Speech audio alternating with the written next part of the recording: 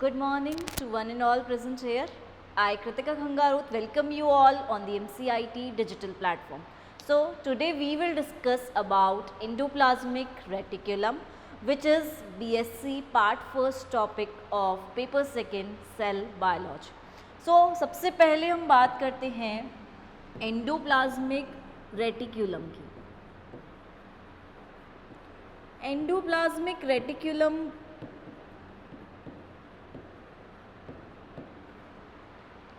को सबसे पहले हिस्ट्री डिफाइन करेंगे हम. तो सबसे पहले एंडोप्लाज्मिक रेटिक्यूलम को पोर्टर ने दिया था, राइट? सबसे पहले एंडोप्लाज्मिक रेटिक्यूलम को पोर्टर ने दिया था.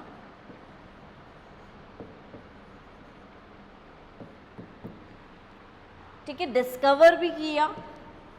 इनका मेन काम डिस्कवर करने का भी था, खोजा भी, और खोजने के साथ साथ इसका नाम जो ईआर दिया गया है, एंडोप्लाज्मिक रेटिक्यूलम दिया गया है, तो ईआर नाम भी, ईआर नेम भी जो है वो पोर्टर ने ही दिया. So ER name was also provided by Porter. ठीक है, तो पोर्टर ने इसे खोजा, डिस्कवर किया और इसके साथ साथ ईआर नाम भी दिया. सेकेंड साइंटिस्ट जो हमारे आते हैं वो हैं क्लॉडे, पोर्टर. इन कुछ साइंटिस्ट ने मिलकर जो ईआर है उसकी अल्ट्रा स्ट्रक्चर को प्रोवाइड किया. ठीक है, परा संरचना को प्रोवाइड किया. और अल्ट्रा स्ट्रक्चर की जब भी हम बात करते हैं जनरली, तो अल्ट्रा स्ट्रक्चर या परा संरचना में हम किसको मानते हैं, किसकी हेल्प से करते हैं परा संरचना? इलेक्ट्रॉन सूक्ष्मदर्शी या इलेक्ट्रॉन माइक्रोस्कोप की हेल्प से हम परा संरचना को देखते हैं. तो क्लॉडे और पोर्टर दो साइंटिस्ट थे. इनके साथ और भी साइंटिस्ट मिलकर उन्होंने ईआर की अल्ट्रा स्ट्रक्चर को दिया कि एक्चुअल में जो ईआर है उसकी परा संरचना क्या है या किसके द्वारा ये बनी हुई है. तीसरे साइंटिस्ट हमारे आते हैं नोविकोफ.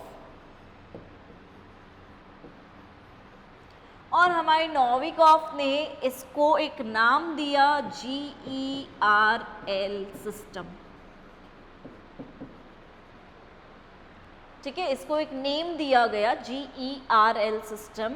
एंड GERL सिस्टम का साफ साफ मतलब यही होता है Golgi. G stands for Golgi. ठीक है,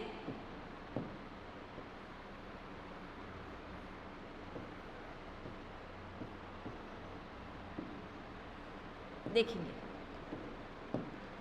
G Golgi, E for endoplasmic. ठीक है, R stands for reticulum and L stands for lysosome.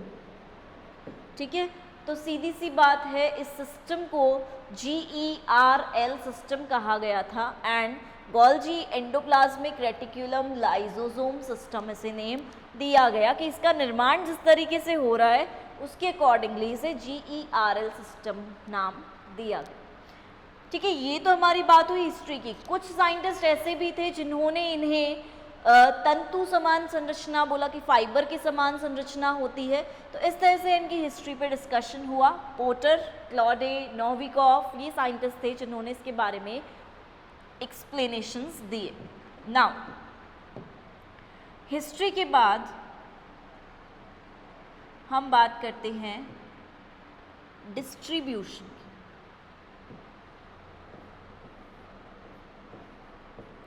ठीक है, इनका जो वितरण है, डिस्ट्रीब्यूशन है, वो किस तरह या किस प्रकार से हुआ, उस डिस्ट्रीब्यूशन को भी हम देख लेते हैं, वितरण को. डिस्ट्रीब्यूशन में जनरली वितरण आता है. एंड ईआर की जब हम बात करते हैं, आप सबको पता है ये कोशिका अंग है, सेल ऑर्गेनल है. तो सेल ऑर्गेनल किस में पाया जाएगा? यूकैरियोटिक कोशिकाओं में ही पाया जाएगा. एंड यूकैरियोटिक कोशिकाओं में पाए जाने के साथ साथ इसका एक एक्सेप्शन ये भी है कि ये आरबीसी जैसी कोशिका में अनुपस्थित रहता है. दैट मीन्स ये आरबीसी में एब्सेंट रहता है. ठीक है, इसके साथ साथ ह्यूमन्स आरबीसी की बात कर रहे हैं हम, ह्यूमन आरबीसी में ये एब्सेंट रहता है क्योंकि वहाँ पर ऑक्सीजन बाइंडिंग के लिए उसे ज़्यादा स्पेस चाहिए, तो जितने सेल ऑर्गेनल्स हैं उनको रिमूव किया जाता है ताकि इजीली ऑक्सीजन बाइंडिंग ज़्यादा हो सके। ठीक है, तो आरबीसी में तो एब्सेंट रहेगा, अनुपस्थित रहेगा हम बोल सकते हैं, बट यूकेरियोटिक कोशिकाओं में ये उपस्थित रहेगा। और सामान्यतः इसकी उपस्थिति कहाँ ज़्यादा होगी, जहाँ पर मेटाबॉलिक एक्टिविटीज़ चल रही होगी, कोशिका उपापचय क्रियाएं जहाँ चल रही होंगी, मेटाबॉलिज्म जहाँ चल रहा होगा, वहाँ पर इसकी उपस्थिति सबसे ज़्यादा रहेगी।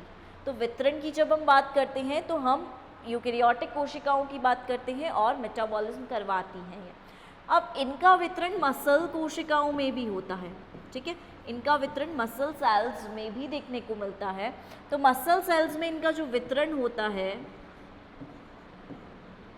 उसको हम बोलते हैं, उसको हम नेम देते हैं, और नेम क्या देते हैं हम देखेंगे, सार्कोप्लाज्मिक रेटिक्यूलम। ठीक है, अगर ये मसल्स में उपस्थित हैं तो इनका नाम हो जाता है सार्कोप्लाज्मिक रेटिक्यूलम। ठीक है, एक सिंपली सी चीज़ है कि मसल्स में उपस्थिति इनकी सार्कोप्लाज्मिक रेटिक्यूलम कहलाती है। अब अपन देखते हैं इसकी संरचना, या आप बोल सकते हो अल्ट्रा स्ट्रक्चर।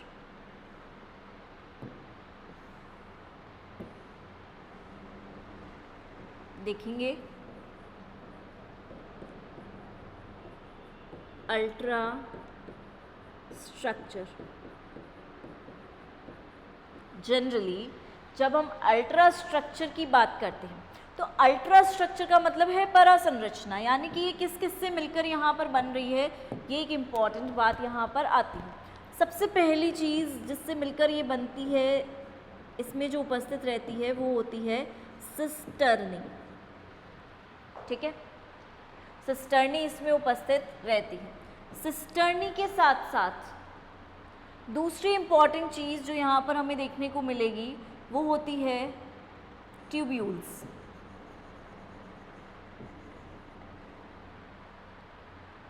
ठीक है, ट्यूब्यूल्स के साथ साथ यहाँ पर वेसिकल्स भी उपस्थित रहती हैं।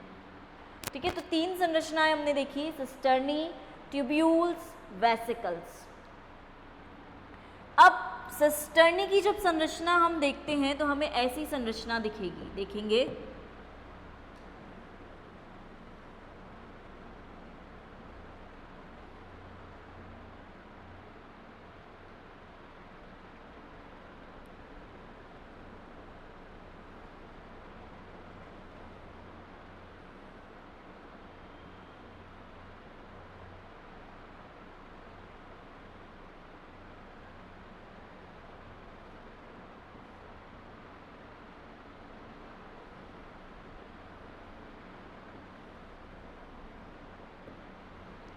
ठीक है, ऐसी कुछ संरचनाएं हमें ईआर में सिस्टर्नी की मिलती है। सिस्टर्नी की जब संरचना की बात करते हैं तो ये एक्चुअल में कैसी संरचना है, एक थैले समान संरचना की तरह यहाँ पर व्यवस्थित रहती है। तो थैले समान बोल सकते हो, या फिर इसे आप बोल सकते हो सैक लाइक स्ट्रक्चर है। ठीक है, थैलेनुमा आकृति की तरह व्यवस्थित रहता है। क्योंकि सिस्टर्नी है, थैलेनुमा आकृति में है, चपटी संरचना होती है, बिल्कुल चपटी संरचना के रूप में पाई जाती है। फ्लैटेंड बोल सकते हैं हम, फ्लैटेंड संरचना के रूप में ये उपस्थित रहती है। तो सिस्टर्नी यहाँ पर उपस्थित रहती है, और ईआर का मुख्य भाग जो है वो सिस्टर्नी के द्वारा ही निर्मित होता है। दूसरी इम्पॉर्टेंट चीज़ हमारी आती है ट्यूब्यूल्स। ट्यूब्यूल्स की जब हम बात करते हैं तो ट्यूब्यूल्स की संरचना ट्यूब समान होती है, नलिका रूपी संरचना के रूप में ये उपस्थित रहते हैं। तो जब इसकी संरचना देखते हैं तो हमें ऐसी दिखेगी,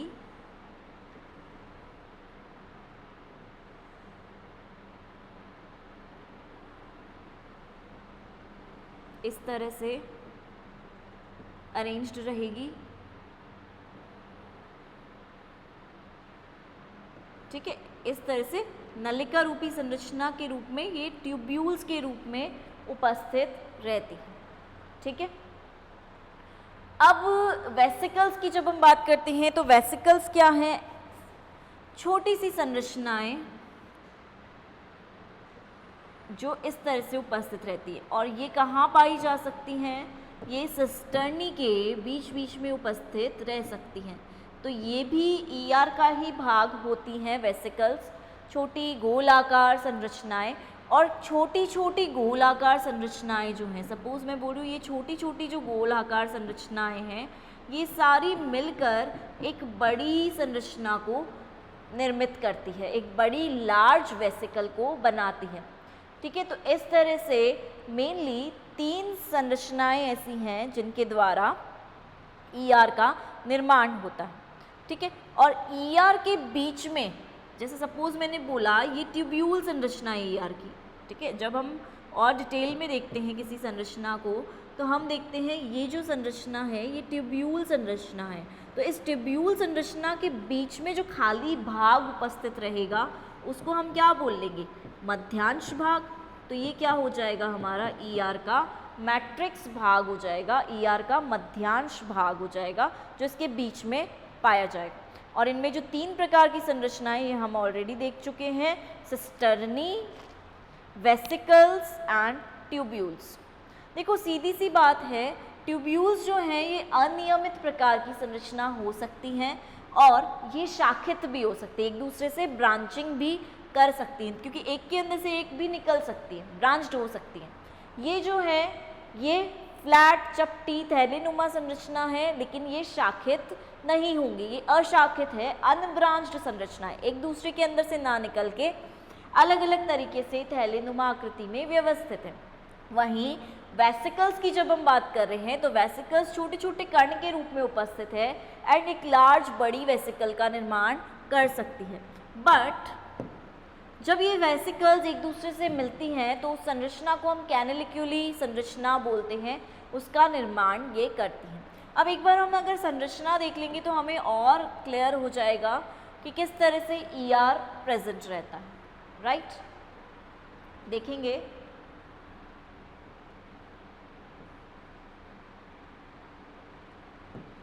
ठीक है। नाउ स्टार्टिंग में बात करेंगे सबसे पहले इस संरचना से। ये जो संरचना है ईआर की, ये किसकी संरचना है? सिस्टर्नी की संरचना है। ठीक है, ये संरचना देखो थैलीनुमा आकृति के रूप में उपस्थित है, तो ये सिस्टर्नी की संरचना है और सिस्टर्नी में राइबोसोम्स भी पाए जा सकते हैं। तो उसके आधार पर हम ईआर को 2 कैटेगरीज में बांट सकते हैं, आरईआर रफ एंडोप्लाज्मिक रेटिक्यूलम या फिर स्मूथ एंडोप्लाज्मिक रेटिक्यूलम। तो सीधी सी बात है, सिस्टर्नी पे राइबोसोम्स भी उपस्थित रह सकते हैं और राइबोसोम्स उपस्थित है तो संरचना क्या हो जाएगी? Rough endoplasmic reticulum. ठीक है, RER। अब देखोगे आप सिस्टर्नी, सपोज मैं बोल रही हूँ इस तरह से, इससे नहीं, इससे बनाएंगे तो ज़्यादा सही बनेगी संरचना। ठीक है, सपोज मैं बोल रही हूँ इस तरह की संरचना ये उपस्थित है।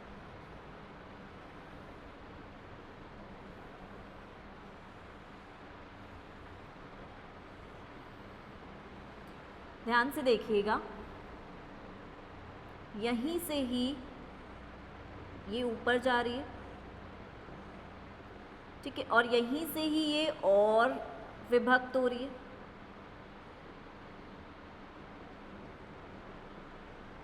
ठीक बात है। अब हम यहाँ देखेंगे कि ये जो संरचना है, इसी संरचना के पास में से एक और संरचना सिस्टर्नी की निकल रही है, ये भी ऊपर जा रही है। सपोज ये इस तरह से यहाँ पर जुड़ी हुई है, तो इस तरह से विभिन्न संरचनाएं यहाँ पे उपस्थित रह सकती। बट इम्पॉर्टेंट चीज़ क्या है, क्योंकि हम इसे सिस्टर्नी बोल रहे हैं, तो इसके बीच में, अब देखेंगे इसके थ्रू, इसके बीच में जो खाली स्पेस है इसको हम बोलेंगे सिस्टर्नल स्पेस या सिस्टर्नल अवकाश। ठीक है, जो खाली स्पेस इनके बीच में उपस्थित है उसे हम बोल रहे हैं सिस्टर्नल अवकाश। और इन्हीं पे अगर मैं बोलूँ राइबोसोम्स भी उपस्थित रहते हैं सपोज, ठीक है, तो इन्हें हम बोल देंगे फिर फिर इन्हें हम नेम दे देंगे, ये तो हो जाएगी SER और ये हो जाएगी RER। ठीक बात है, सिंपल सी चीज़ बोली है। तो सिस्टर्नी के बीच की जो खाली स्पेस है उसे हम बोल रहे हैं सिस्टर्नल स्पेस। चलो ये तो बात हुई हमारी ये वाली।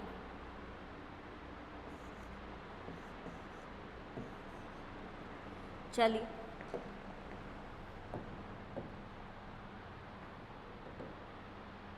एक बार फिर से देख लेते हैं इसी डायग्राम को। ठीक है,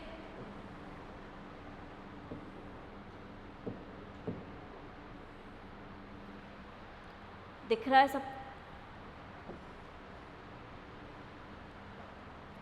अब ये हमने देख लिया स्ट्रक्चर। नाउ यहाँ पर क्योंकि राइबोसोम उपस्थित नहीं है तो इस संरचना में हमें क्या दिख रहा है, कोई राइबोसोम नहीं है, तो स्मूथ एंडोप्लाज्मिक रेटिक्यूलम हो जाएगी, ये हो जाएगी SER। ठीक है, ठीक बात है।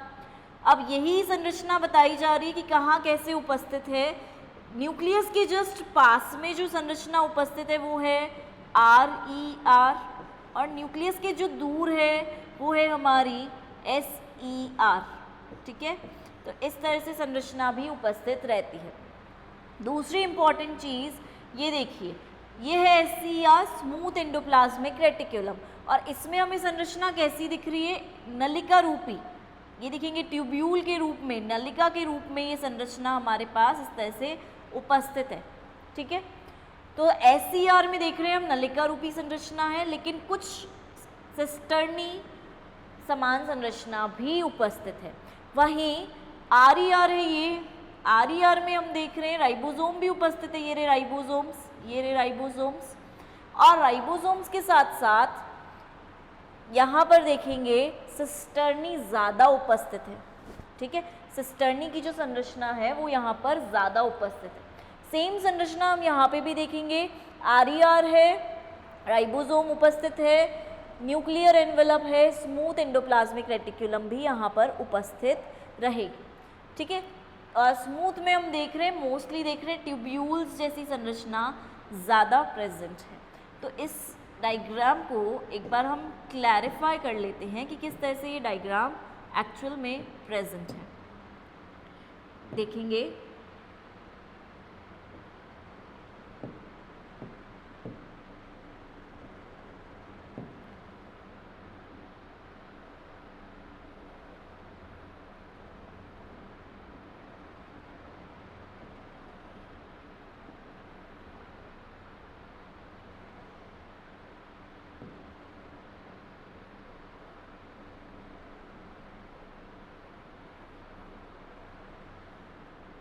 ये हमारा हम बोल सकते हैं सपोज न्यूक्लियस प्रेजेंट है। ठीक है, ये हमारा न्यूक्लियस प्रेजेंट है। अब चलो मैंने बोल दिया ये न्यूक्लियस है। न्यूक्लियस के बाहर की तरफ देखोगे इस तरह से, यहाँ पर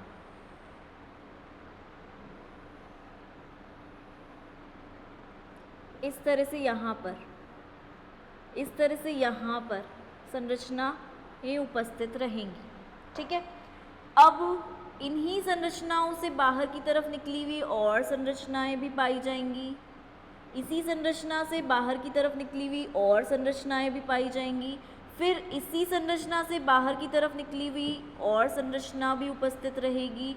इस तरह से संरचनाएं बनती रहती हैं। ठीक है, अब जनरली इस पे राइबोसोम्स प्रेजेंट रहेंगे। ठीक है, इन पे राइबोसोम प्रेजेंट रहेंगे, उपस्थित रहेंगे इस तरह से, यहाँ पर, यहाँ पर, यहाँ पर, यहाँ पर राइबोसोम की उपस्थिति रहेगी। ठीक है, ध्यान रखना एक चीज़ हमेशा कि जो रफ एंडोप्लाज्मिक रेटिक्यूलम है वो न्यूक्लियस के पास है।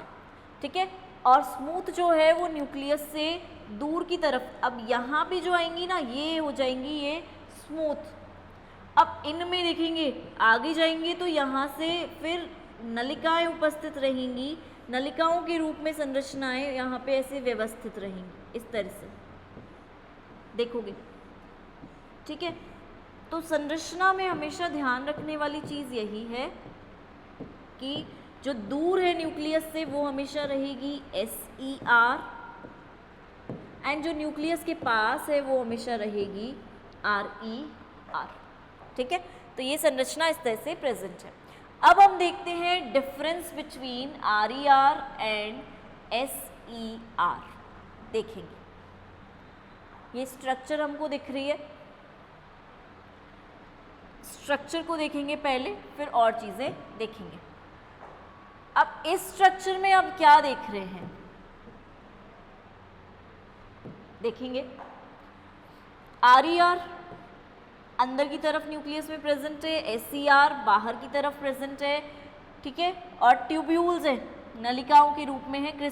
सिस्टर्नी तो सिर्फ यहाँ पर ये इतनी सी है, ठीक है। बाकी जब RER देख रहे हो तो राइबोसोम है और सिस्टर्नी है और न्यूक्लियस है। ये न्यूक्लियर पोर एनवलप प्रेजेंट रहेंगे, न्यूक्लियस के केंद्रक के पोर्स भी रहेंगे और एनवलप्स भी प्रेजेंट रहेंगे, ठीक है। न्यूक्लियस में छिद्र होते हैं उपस्थित, तो उस तरह से यहाँ पर प्रेजेंट रहेंगे। आई होप ये डायग्राम आपको क्लियर हो गया होगा। नाउ नेक्स्ट डायग्राम पे जाएंगे, इस पे देखेंगे। इसमें भी क्या दिख रहा है, ये क्या है RER, सॉरी ये है हमारा RER और ये है हमारा SER। इसमें हमको क्या दिख रही है, सिस्टर्नी दिख रही है ज़्यादा, ठीक है। चलो इधर लेके देख लेते हैं, ठीक है। इसमें हमको सिस्टर्नी दिख रही है, इसमें हमको क्या दिख रही है, ट्यूब्यूल्स दिख रही है। तो चलो कंपैरिजन जब करते हैं तो हमारे लिए चीज़ें और इजी हो जाएंगी। जब स्ट्रक्चर देख लिया है तो कंपैरिजन करना हमारे लिए और भी इजी हो जाता है। एक साइड RER है, एक साइड हमारे पास SER है। एक बार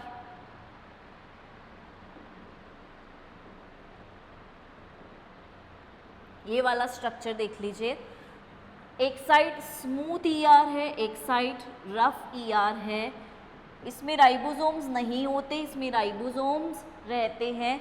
इसमें लिपिड का प्रोडक्शन होता है, इसमें प्रोटीन का प्रोडक्शन होता है, और दोनों के दोनों मिलकर क्या बना रहे हैं, सेल्यूलर मटेरियल को बना रहे हैं। सेल्यूलर मटेरियल यानी कि कोशिका में जो उपस्थित पदार्थ होते हैं उनका निर्माण करते हैं दोनों के दोनों। अब बात करते हैं RER और SER के डिफरेंस की। देखो RER रफ होती है, इसकी सतह जो है वो बहुत रफ मिलेगी हमें। SER की जो सतह है हमें वो कैसी मिलेगी, बहुत चिकनी, बहुत स्मूथ, ठीक है। इसीलिए नाम पड़ा है इसका सबसे पहले RER एंड SER।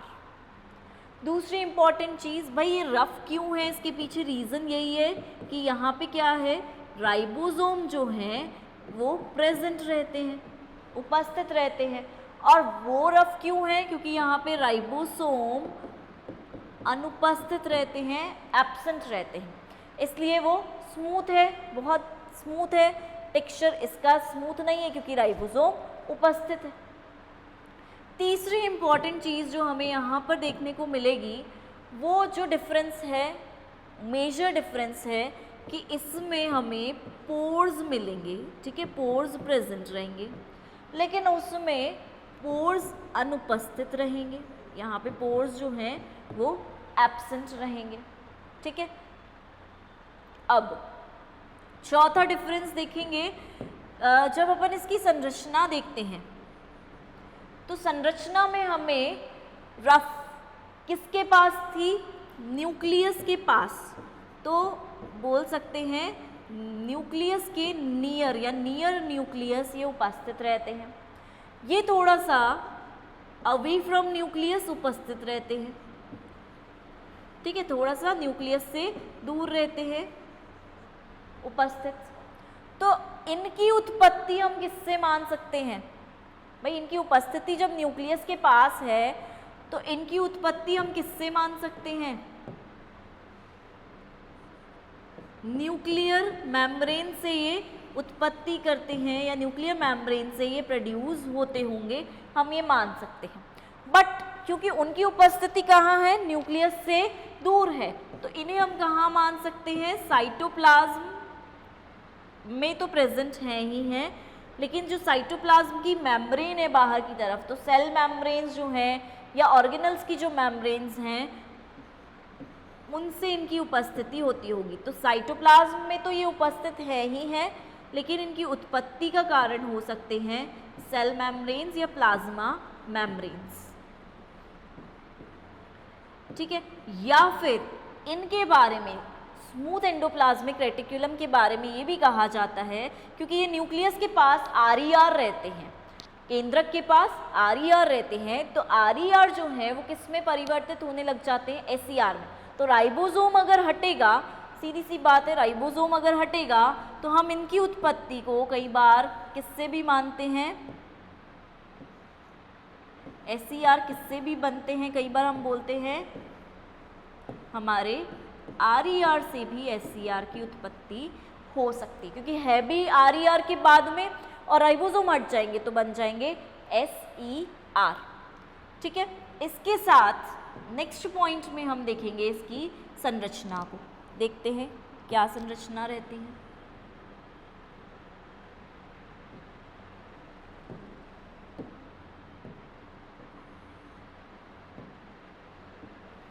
देखो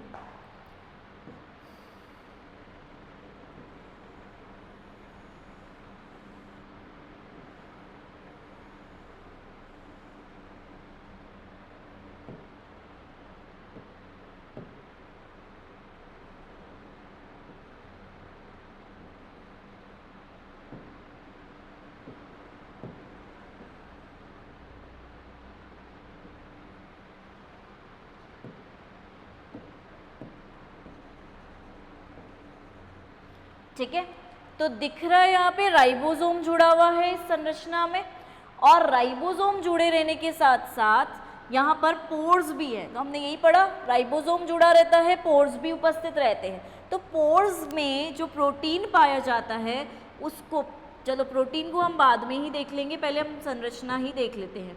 तो यहाँ पे जो संरचना है वो हमें ऐसी मिलेगी, क्योंकि राइबोसोम पाया ही नहीं जाता, तो यहाँ पे कोई पोर नहीं है, ठीक है। पोर नहीं होने के साथ साथ अपन बोल सकते हैं यहाँ पे कोई राइबोसोम भी नहीं है, तो वो स्मूथ रहेगा, बिल्कुल स्मूथ सरफेस की तरह। अब देखो, क्योंकि अपन ने बोला कि यहाँ पे पोर है, तो यहाँ पे पोर में जो प्रोटीन प्रेजेंट रहता है उसको हम बोलते हैं राइबोफोरिन। तो राइबोफोरिन जो है वो यहाँ पर उपस्थित रहेगा। वहाँ पर राइबोफोरिन जो है, ये प्रोटीन जो है जो पोर्स में उपस्थित रहता है, ये प्रोटीन यहाँ पर अनुपस्थित रहेगा, ठीक है, ठीक बात है। नेक्स्ट बात करते हैं हम यहाँ पर इनकी संरचना में RER है। RER की संरचना में हमें ज़्यादा से ज़्यादा क्या मिलते थे, सिस्टर्नी की मात्रा हमें ज़्यादा मिलती थी, ठीक है, और यहाँ पर हमें सिस्टर्नी की मात्रा कम मिलेगी, ठीक है। अब नेक्स्ट पॉइंट इसी के बेसिस पर आएगा,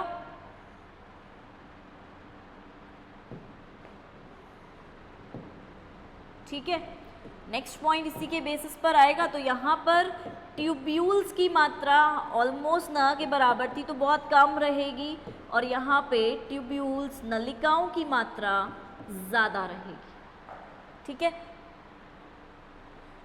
दूसरी चीज़,